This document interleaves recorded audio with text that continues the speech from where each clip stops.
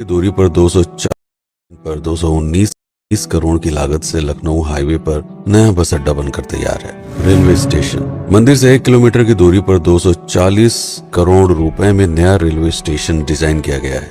भविष्य में अयोध्या से दिल्ली, मुंबई, चेन्नई, बेंगलोर, पुणे, कोलकाता, नागपुर, लखनऊ और जम्मू जैसे शहरों के लिए विशेष रेलगाड़ियां चलाई जाएंगी।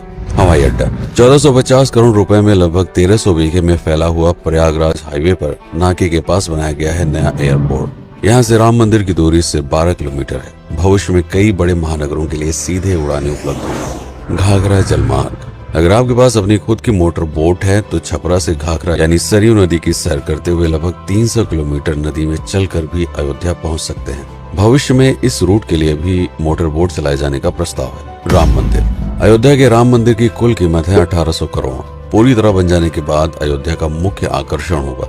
राजस्थान के मशहूर मकराना के पत्थरों से आकार लेते इस मंदिर की अनुमानित उम्र होगी लगभग 1000 साल। 22 जनवरी को पहली मंजिल का उद्घाटन होगा, जिसमें राम की बाल्यावस्था की मूर्ति रखी जाएगी। बाकी की 2 मंजिलों का कार्य चलता रहेगा। खजुराहो के मंदिरों की नागर शैली के आधार पर इसे तराशा जा रहा है। मंदिर का कुल क्षेत्रफल 156 एकड़ या 251 बीघा है।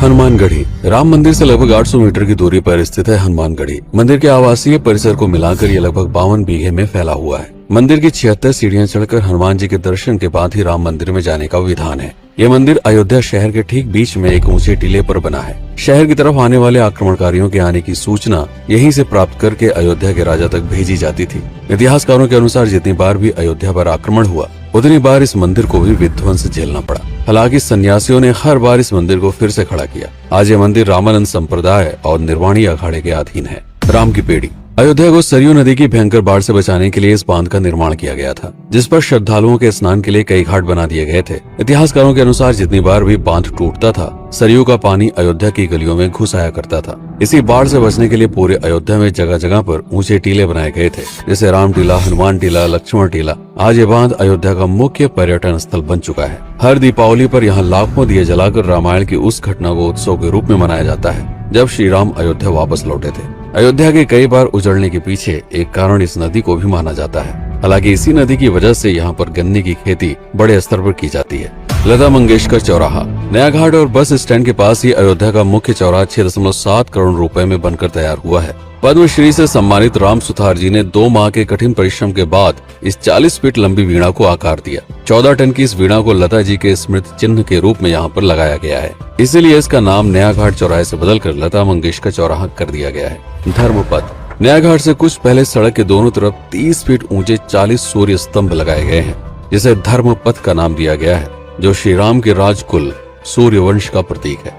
दशरथ समाधि स्थल, नए बस अड्डे के बगल से एक पतली रोड कछार से आगे बढ़ते हुए लगभग 12 किलोमीटर दूर ले आती है दशरथ समाधि स्थल, जो बिलहर घाट पर मौजूद है, जिसके बारे में मान्यता है कि यहाँ पर राजा दशरथ का दाह संस्कार हुआ था। राम मंदिर के साथ ही इस जगह को भी पर्यटन स्थल के रूप में विकसित किए जाने की योजना पर कार्य चल रहा है। भरत कुंड, अयोध्या से 15 किलोमीटर दूर है नंदीग्राम। यहाँ मौजूद तालाब को भरत कुंड कहते हैं। मान्यता है कि इसी जगह से भरत ने पूरे अयोध्या का राज कार्य संचालित किया था। पर्यटकों के लिए इस स्थान को भी विकसित किया जाएगा। गुप्तार घाट, राम की बेड़ी से सरयू नदी के किनारे चलते हुए 10 किलोमीटर दूर स्थित है गुप्तार घाट। ये कैंट एरिया में पड़ता है। इस जगह को श्री राम के जल समाधि के रूप में महत्व दिया जाता है। इसके अलावा अयोध्या नगर में हर गली में कई विशेष मंदिर हैं, जिनकी अपनी मान्यताएं हैं, कथाएं हैं, विशेषताएं हैं। पूरी तरह से विकसित हो जाने के बाद नई अयोध्या को पूरी तरह से जानने के लिए, इसका आनंद लेने के लिए कम से कम 3 दिनों तक यहाँ रुकने की आवश्यकता है। देश विदेश से ज्यादातर पर्यटक भारत आते हैं उत्तर प्रदेश में आगरे का ताजमहल देखने और प्राचीन नगर काशी और सारनाथ घूमने। प्रश्न ये है कि अयोध्या घूमने और श्री राम का मंदिर देखने के लिए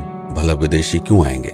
और इसका कारण है भारत में लिखी गई राम कथा की सबसे पहली और प्राचीन पुस्तक रामायण। भारत में रामायण के अलावा कंबोडिया में रीमकेर, थाईलैंड में रामकियन, जो कि वहाँ की राष्ट्रीय पुस्तक है, इंडोनेशिया में ककनिक, नेपाल में भानुभक्त रामायण जैसी पुस्तकों में वाल्मीकि की रामकथा से प्रेरणा लेकर इसे अपने अपने देश की संस्कृत के हिसाब से फिर से लिखा गया है।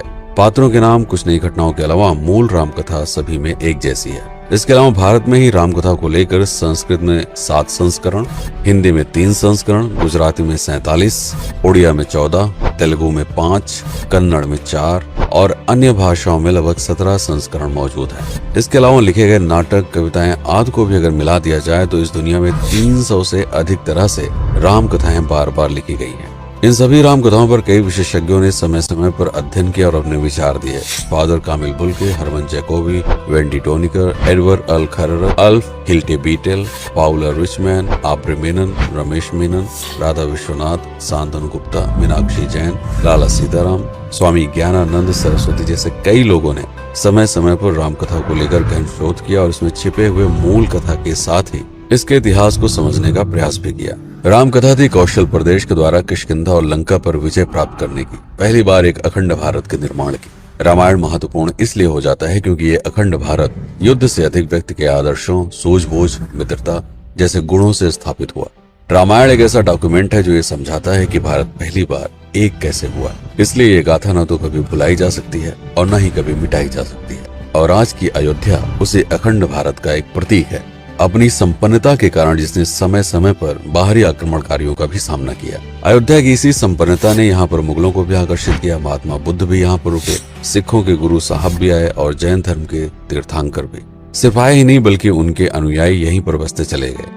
अयोध्या कितनी बार बसी, कितनी बार उजड़ी, इसके बारे में बहुत अधिक प्रमाण उपलब्ध नहीं है। सूर्यवंश के पतन के साथ ही अयोध्या का भी पतन होता रहा। बीच में कई सौ सालों तक अयोध्या मानो विलुप्त सी हो गई। इसका कारण क्या था, इसका कोई प्रमाण नहीं है। अयोध्या को फिर से खोजकर उसे स्थापित करने में बार बार राजा विक्रमादित्य का नाम आता है, लेकिन विक्रमादित्य एक उपाधि है जिसे कई राजाओं को दिया गया था। तो ये कहना मुश्किल है कि किस कालखंड के कौन से राजा ने यह कार्य किया। कुछ विशेषज्ञों का मत है कि यह काम उज्जैन के राजा विक्रमादित्य ने किया होगा। नंद वंश, मौर्य वंश, शुंग वंश, गुप्त वंश आदि के साम्राज्य में भी अयोध्या का वर्णन प्राप्त होता है। सबसे बड़ा विध्वंस हुआ 1527 के आसपास बाबर के कार्यकाल में, जब राम मंदिर को ध्वस्त कर बाबरी मस्जिद स्थापित की गई। सन 1722 में बंगाल के नवाब अली वर्दी खान ने व्यापार के नजरिए से राम मंदिर से कुछ किलोमीटर की दूरी पर एक नया शहर बसाने की शुरुआत की। 1730 में अवध के पहले नवाब सादत अली खान ने इसका नामकरण किया फैजाबाद। इन्हीं के उत्तराधिकारी सुजाउद्दौला ने इसे अवध की राजधानी बनाई। 1775 में अवध के चौथे नवाब असफुद्दौला ने फैजाबाद की जगह लखनऊ को अवध की राजधानी घोषित की। रावण अहंकार का प्रतीक और श्री राम विनम्रता के सूचक। सत्ता में आने के बाद हर व्यक्ति को यह बात हमेशा ध्यान में रखनी चाहिए, सिर्फ रंग रोगन और पत्थर लगवाने से राम राज्य नहीं आएगा, बल्कि जिस दिन स्कूल, अस्पताल और सरकारी संस्थानों से भ्रष्टाचार खत्म होगा, लोगों का मुफ्त इलाज और अपनी भाषा में उच्च शिक्षा उपलब्ध होगी, उस दिन भारत उस पायदान पर खड़ा होगा जहां कभी हम हुआ करते थे। रामायण अहंकार पर विनम्रता की विजय है। अयोध्या को अगर पर्यटन स्थल का केंद्र बनाना है तो इस आधार पर बसाना होगा, राम राज्य लाना होगा, राजनीति नहीं। यदि इस वीडियो में कोई त्रुटि हुई हो तो उसके लिए क्षमा करें। वीडियो पर समय बिताने के लिए आपका बहुत बहुत धन्यवाद।